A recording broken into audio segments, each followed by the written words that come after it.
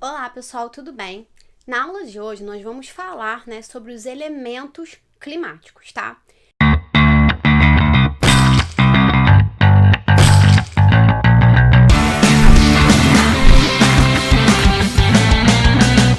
Se você não assistiu ainda a aula de fatores climáticos, você vai encontrar esta aula aqui no canal, tá? Na playlist Climatologia. E antes da gente começar aí, a aprender o conteúdo, não se esqueça de se inscrever aqui no canal e também de ativar as notificações, porque assim que rolar aqui conteúdo novo, você vai ser notificado aí pelo YouTube, tá ok? Bom, então vamos começar. A primeira coisa que a gente tem que pensar aqui, antes de iniciar a falar especificamente sobre os elementos climáticos, é diferenciar aí o tempo e o clima. Você sabe qual é a diferença entre tempo e clima? Bom, o tempo, ele vai ser um estado momentâneo da atmosfera. Então, a gente pode acordar com o sol, fazendo um sol, né? E à noite pode chover. Então, o que isso significa? Que houveram ali elementos que possibilitaram que de dia tivesse sol e à noite tivesse chuva. Então, assim, é um estado momentâneo, tá? Da atmosfera. Já o clima, ele é identificado, a partir de conjuntos de estados momentâneos da atmosfera em longos anos, tá? Geralmente em 30 anos, 32 anos, enfim. Em longos anos, sucessivos anos, tá? Então, quando a gente fala assim em clima, a gente pensa logo assim, você vai viajar para um lugar, para outro país. E aí você pensa, pô, qual é o clima desse país? Lá é frio, lá é calor. Então, quando a gente fala em clima, geralmente a gente pensa em uma característica assim constante de um determinado lugar, certo? Já o tempo não, já o tempo é um estado momentâneo. O tempo ele pode mudar aí em horas, você pode estar sol e aí de repente choveu, tá ok? Então, definindo aí o tempo, estado momentâneo da atmosfera, e o clima é um conjunto de estados momentâneos da atmosfera, ou de tempos atmosféricos, em vários anos, tá? Em muitos anos, tá ok? Bom, então tá. Já fazendo a diferença, desses dois conceitos, dessas duas definições, você vai me perguntar assim, mas afinal de contas, como que um clima ele é formado? Bom, o clima, ele é formado, a gente pode comparar, a formação de um clima com a formação aí de um bolo, por exemplo. Para a gente fazer um bolo, a gente precisa de alguns elementos que juntos vai formar aí no final um bolo. E o clima, ele é a mesma coisa. Nós precisamos de diversos elementos que juntos ele vai formar aí uma característica climática. Os elementos, tá? O primeiro elemento aqui que a gente vai falar climático é a temperatura do ar, ok? Então, quando você pensa aí em regiões de climas diferentes, a primeira coisa que você pensa é: o clima dessa região é quente ou é frio? E isso tem muito a ver com a questão da incidência de radiações solares. Porque quanto mais próximo do Equador, maior vai ser a radiação solar, então o clima das regiões ali próximo ao Equador vai ser um clima quente. E quanto mais distante da linha do Equador e mais próximo do polo, menor será a incidência de radiação solar, então o clima ele vai ser frio, tá? Mais frio. Bom, e 60%, desses gases, dessa radiação solar, recebida pelo planeta Terra, ele é refletido para as nuvens, tá? E 40% eles são absorvidos por um tempo, mas depois eles são refletidos de volta, para a atmosfera. E isso explica porque de dia, é mais calor e de noite tende a ficar mais frio, porque há uma perda de calor para a atmosfera.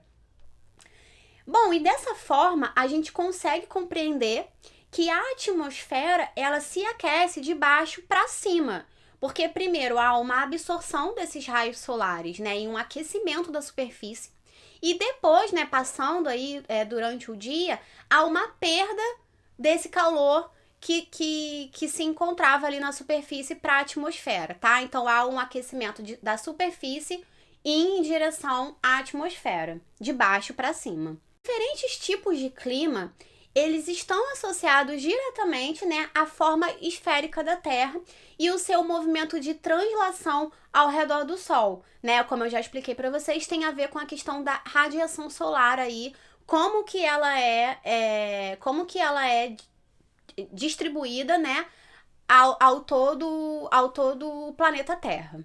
Né? E esse movimento, ele vai causar diferentes zonas climáticas, tá? Que podem ser zonas quentes, zonas temperadas ou zonas úmidas. Bom, gente, já falando aí sobre o primeiro elemento climático, né, a temperatura do ar, nós vamos para o segundo elemento climático, que vai ser a umidade do ar e a precipitação, tá? Então, a chuva, né, a precipitação, ela pode acontecer tanto em forma líquida, né, as chuvas normais aí que a gente... normais não, né?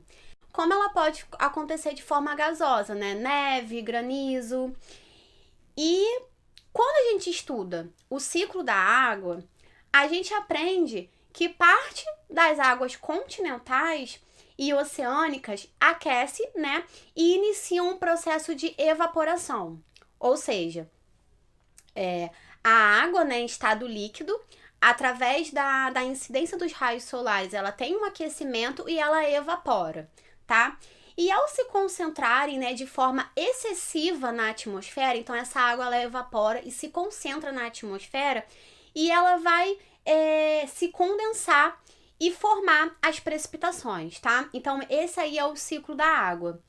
E quanto maior a umidade do ar, então quanto mais úmido o ar, maior é a tendência de precipitar, tá? De chover. Bom, outro fator climático que a gente vai falar aqui é a pressão atmosférica e os ventos. Então, fazendo aí uma revisão sobre os elementos climáticos que a gente já falou sobre a temperatura do ar, a gente já falou sobre a umidade do ar e precipitação, e agora nós vamos falar sobre as pressões atmosféricas e ventos, tá?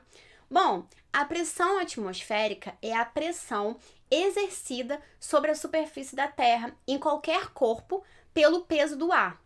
E no nível do mar, a pressão atmosférica ela vai ser maior, tá? Então, quanto mais próximo do nível do mar, maior é a pressão atmosférica.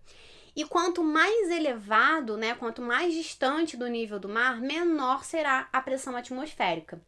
E essa pressão atmosférica, ela também exerce influência sobre o vento, já que ela vai influenciar nos movimentos da atmosfera. E essa influência sobre os ventos, né, em relação às massas de ar fria e às massas de ar quente.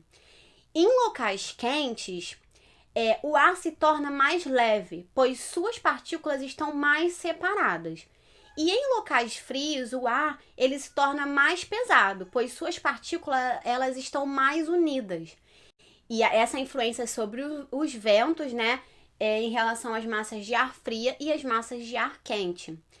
Em locais quentes, o ar se torna mais leve, pois suas partículas estão mais separadas. E em locais frios, o ar ele se torna mais pesado, pois suas partículas elas estão mais unidas. E a Terra, ela recebe calor de forma desigual, como eu já falei para vocês, né? Quanto mais próximo do Equador, maior a radiação solar, e quanto mais distante do Equador e mais próximo dos polos, menor é a radiação solar. Isso significa que existem áreas de baixa pressão e áreas de alta pressão. E os ventos mais pesados e frios das áreas de alta pressão empurram os ventos mais leves e quentes das áreas de baixa pressão. Então, quanto mais próximo do Equador e maior a temperatura, né, maior a radiação solar, são áreas de baixa pressão. E quanto mais frio e mais próximo dos polos, são áreas de alta pressão. E os ventos chamados ventos permanentes, eles ocorrem justamente por conta do movimento de rotação da Terra e por conta dessas zonas aí de baixa pressão e alta pressão, tá? E agora falando sobre os diferentes tipos de chuva, nós vamos ter 3 tipos de chuva. As chuvas convectivas, as chuvas frontais e as chuvas orográficas. tá? As chuvas convectivas, elas também são chamadas de chuvas de convecção e elas são provocadas pela intensa evaporação da água, né? Decorrentes aí das altas temperaturas. Então, quando tá muito calor, há uma evaporação aí da água e o surgimento de chuvas convectivas ou chuvas de convecção. Já as chuvas frontais, elas acontecem quando há um encontro de duas massas de ar com diferentes características. Uma massa de ar quente, uma massa de ar fria, elas se encontram e aí a gente decorre aí como consequência, né, uma chuva frontal, tá?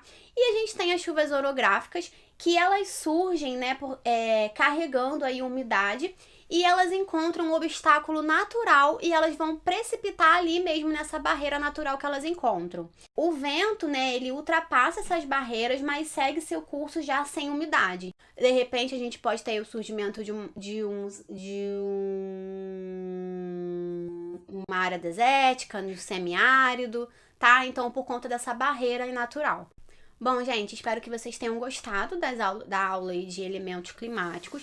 Se você tiver alguma sugestão aí de tema, alguma dúvida no conteúdo aqui que eu falei, é só você deixar no comentário, tá? Que eu vou aí fazer o possível pra poder responder vocês, tá? Não deixe, se você ainda não se inscreveu aqui, se você ainda não ativou as notificações, faça isso antes de sair aqui. E também, se você puder, deixa seu like se você gostou desse conteúdo, se você gostou dessa aula e se você quer ver mais videoaulas aqui no canal, tá? Então, agradeço aí a presença e a atenção de vocês. Espero que vocês tenham aprendido alguma coisa aqui comigo. Um beijo grande e até a próxima!